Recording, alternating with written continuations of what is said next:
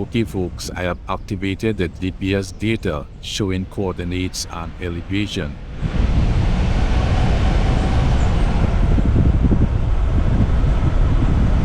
As I said, do not attempt this trip unless you are an experienced driver, you have a 4x4, and you have a convoy of vehicles to assist you in case of trouble.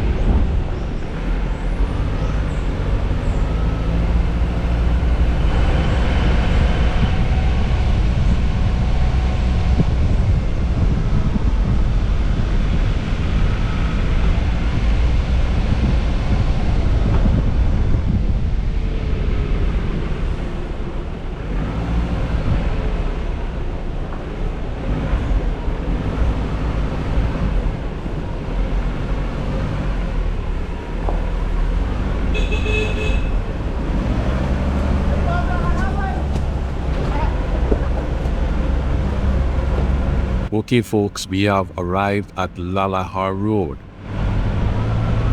It's at an elevation of about 280 meters. Okay, and already we are at the first hairpin turn.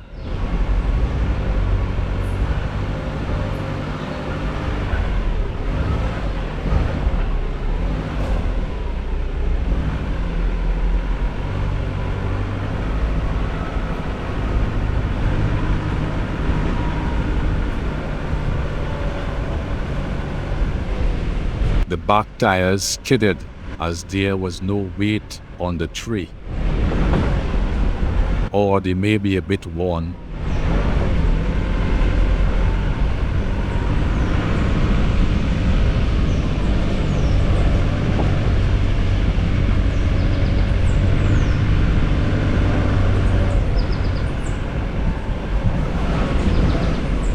So, a caveat on the GPS reading. The tree cover would have an impact on the accuracy of the reading. It is more accurate when satellite data isn't blocked by the trees. So if you see the height going down when we are actually ascending, don't worry, it's just adjusting itself.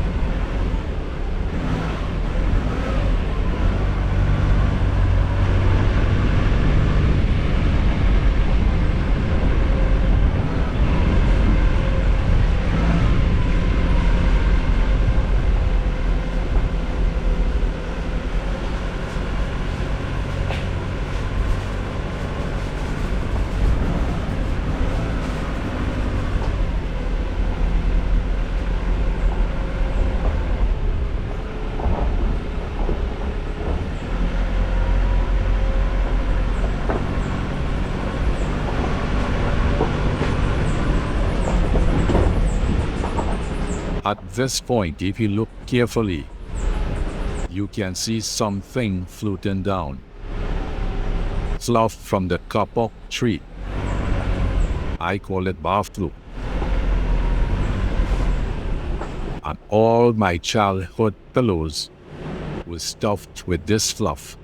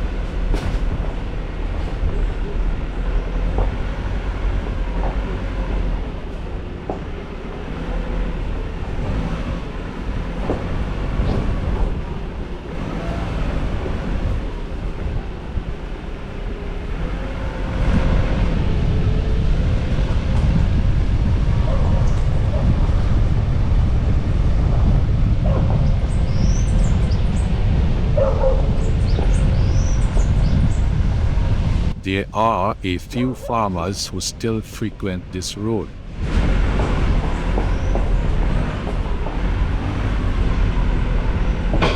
That metal clunk was scary. Another sharp corner.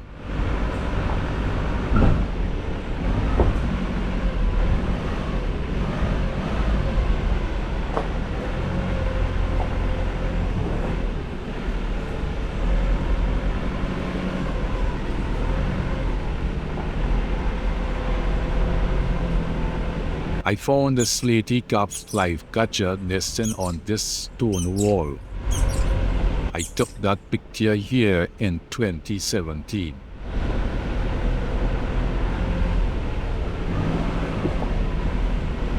Right, I'm going to read an excerpt from a Newsday report dated 29 August 2021. The report describes the early settlers to this area. Simeon Lopez was the son of a Venezuelan migrant and a Carib woman, one of the indigenous tribes which lived in the hills of the northern range. Let's navigate around this tiered hairpin bend.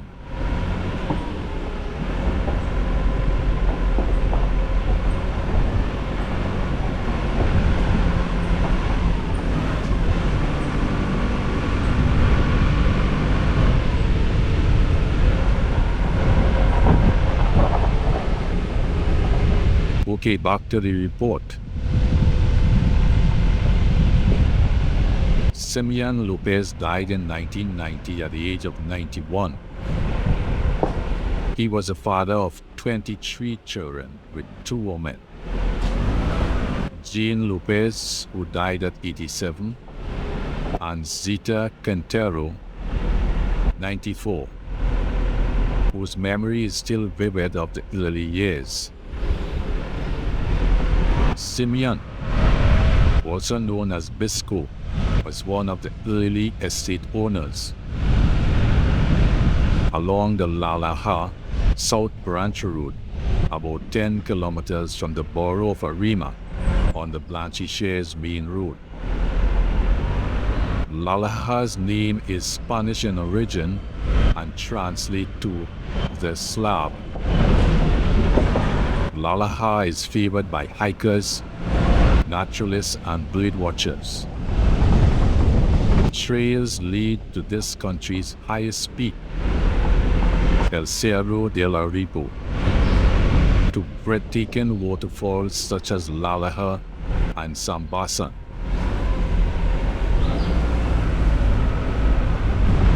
Hikers can climb over mountain ridges to get to Paria, Brazo Seco, Mont Bleu, the Guanapo Gorges, and many other untouched natural beauties in the northern range.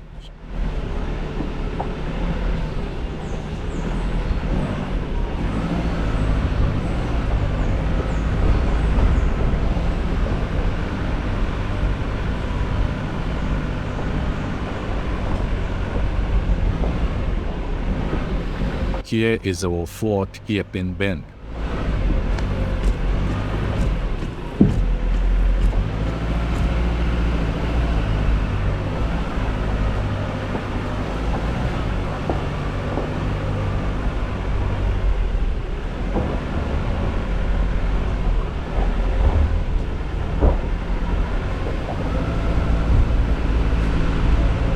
Two weeks ago.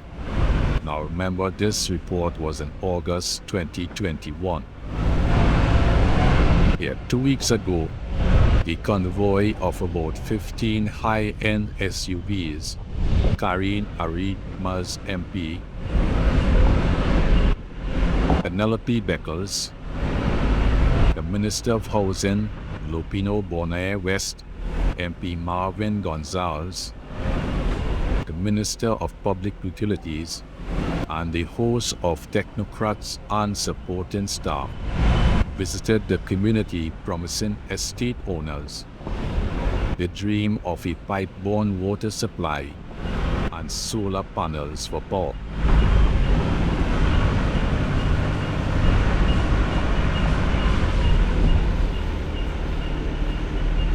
The closest the estate owners ever came to government support was during the tenure of then Prime Minister Patrick Mann, 2001 to 2010.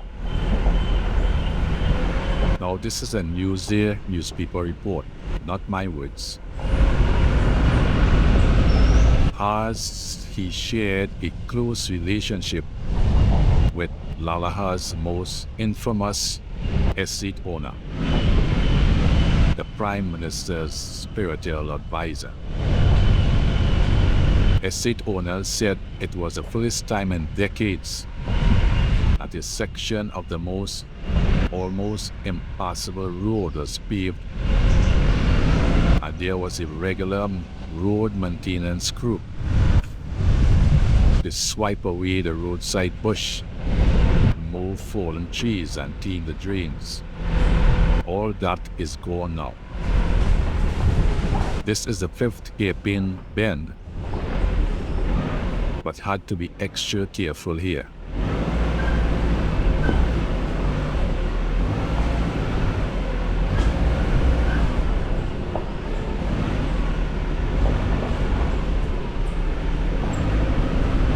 In the last 2 decades, the majority of estate owners have given up,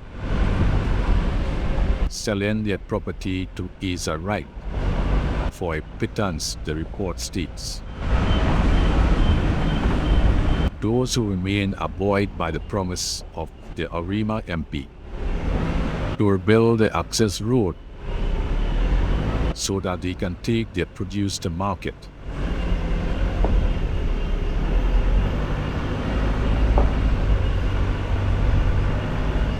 Two decades ago, and that would be in 2001, the media reported on the challenges of the estate owners. Their main complaint was the extremely poor condition of the road, lack of water and electricity. Today in 2021, the cry for help is still the same, and still is in 2026, it would seem.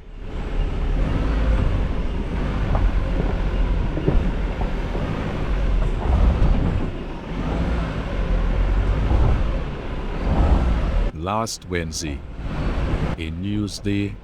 a Sunday Newsday team went as far into the community as the 4x4 pickup would take them.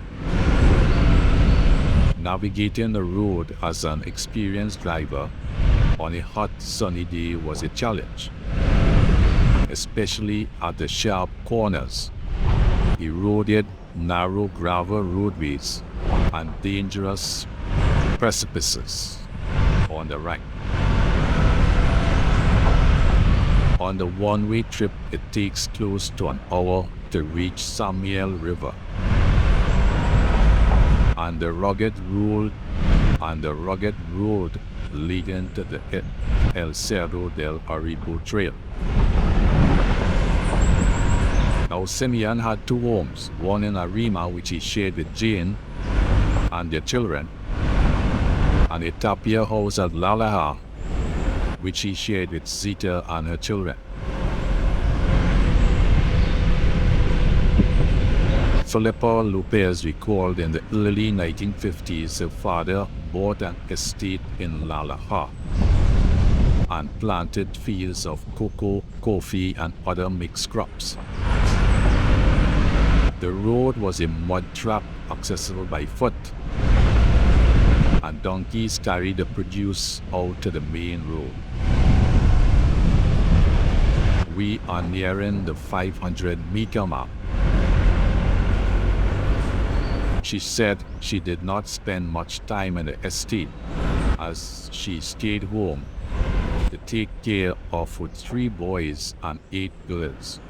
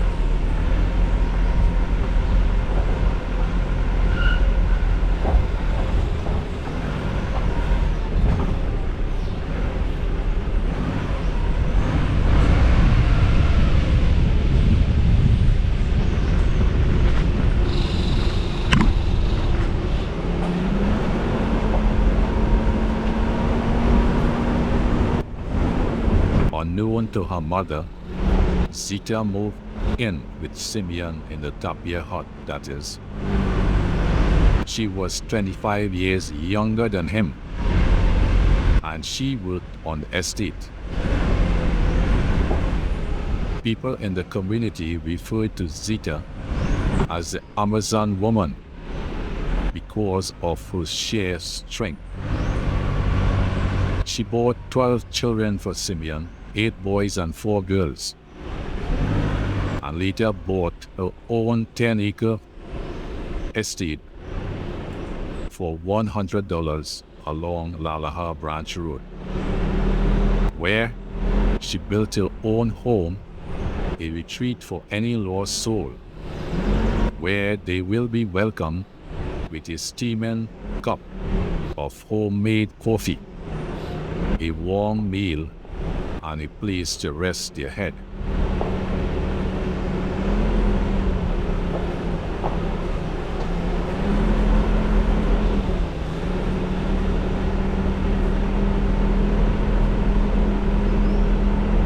Yes, Zita longs to return mechanic because of the bad road and a leg injury.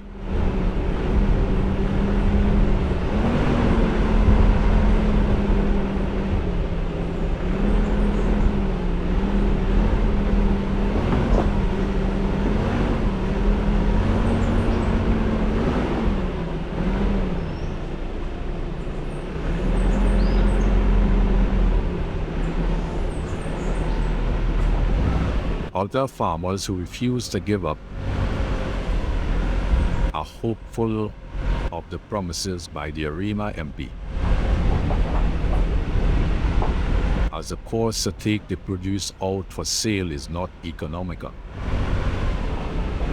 They welcome the news of solar energy and water, and will be most grateful if the roads can be repaired so they can retire in peace with their children in the forests of Laalahar. So that was a newspaper report from 2021. We paused to have a look at the Arima Valley in the distance.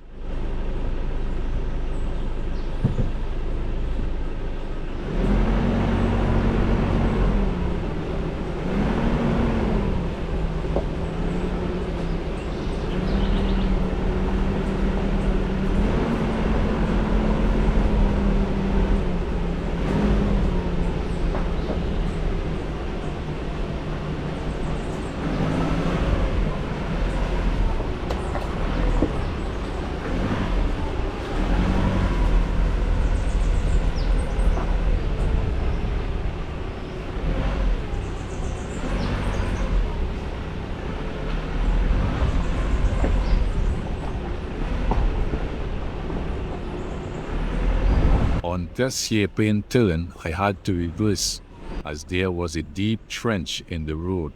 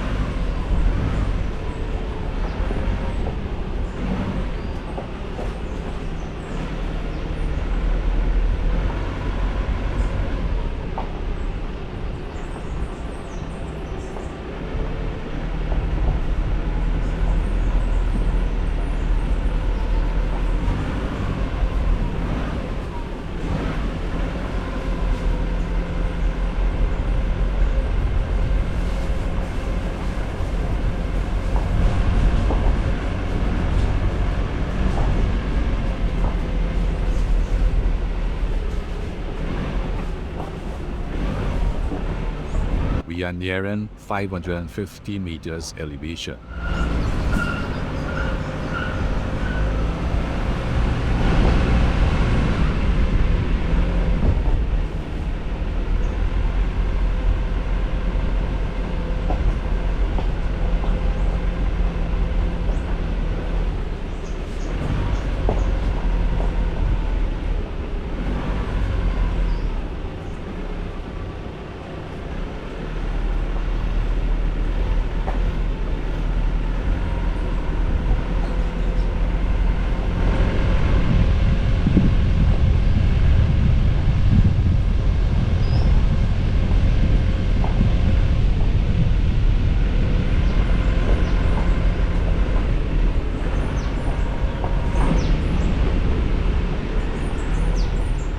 Powies can be seen here. They feed silently overhead.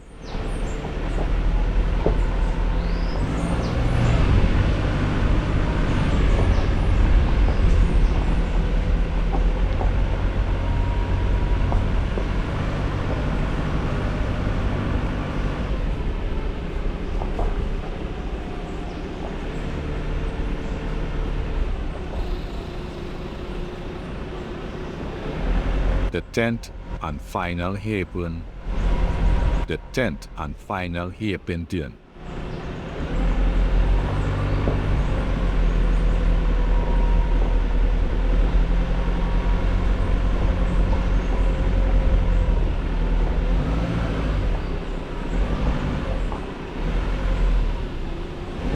As you can see, a lot of the infrastructure was put into the area at some time.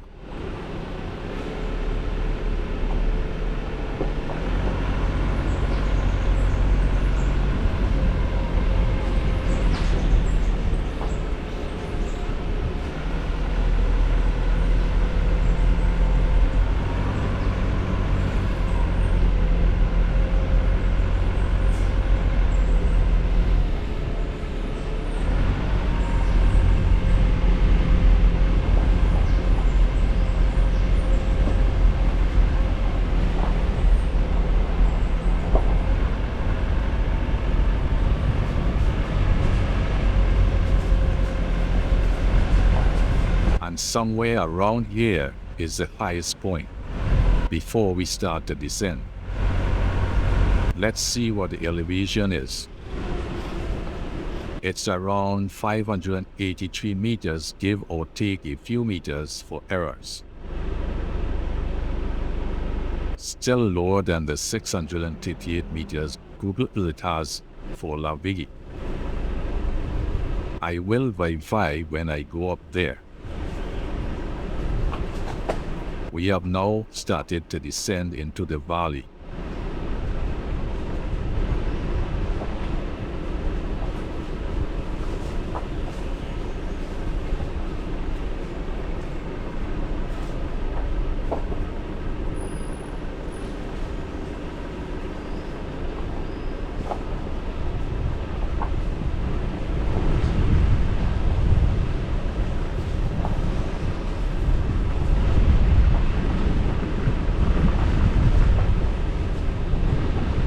Okay, here I had to get out to check where to put the wheels, as there was a very sharp drop in the road.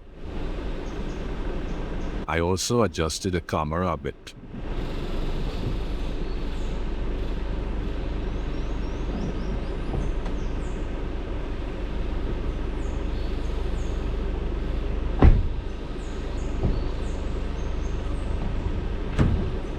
And slowly and carefully descending.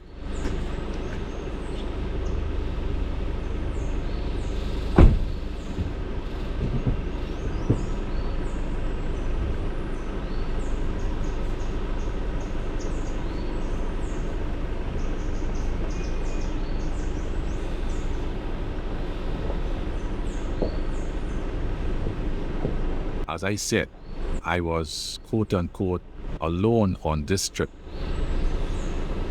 And if anything happened, it was a long walk to get help.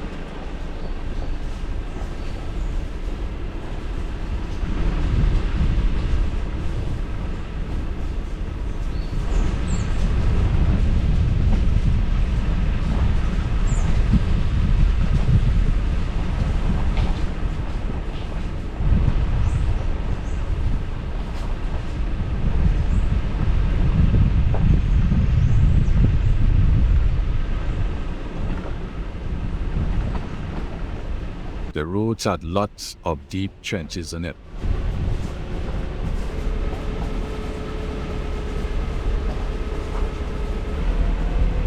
And that's it, folks. Glad you could be my company on this trip. As I said, do not attempt this trip unless you are an experienced driver, you have a 4x4, and you have a convoy of vehicles to assist you in case of trouble. But don't forget to like and subscribe if you need to. Until the next vlog, bye for now.